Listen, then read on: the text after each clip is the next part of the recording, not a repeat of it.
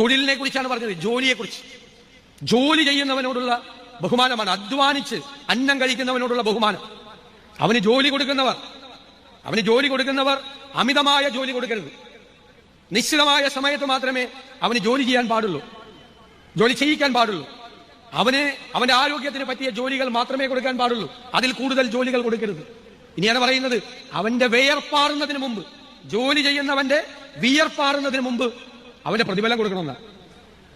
എത്ര നൂറ്റാണ്ടുകൾക്ക് ശേഷമാണ് ഓരോ രാജ്യങ്ങളിൽ ലേബർ ലോ ഉണ്ടായത്, തൊഴിൽ നിയമങ്ങൾ ഉണ്ടായത്? എത്ര നൂറ്റാണ്ടുകൾക്ക് ശേഷമാണ്? ഇതിനേക്കാൾ വലിയൊരു തൊഴിൽ നിയമം പറയണ്ടോ? ഇതിനേക്കാൾ വലിയൊരു തൊഴിൽ നിയമം? കൂടുതൽ ജോലി അടിച്ചേൽപ്പിക്കരുത്, കൂടുതൽ ഭാരം അടിച്ചേൽപ്പിക്കരുത്, വേർപാറുന്നതിന് മുമ്പ് പ്രതിഫലം കൊടുക്കണം എന്ന് പറയുന്ന ഒരു തൊഴിൽ നിയമം, ഇതിനേക്കാൾ വലിയ തൊഴിൽ നിയമം ലോകത്ത് എവിടെയാണുള്ളത്?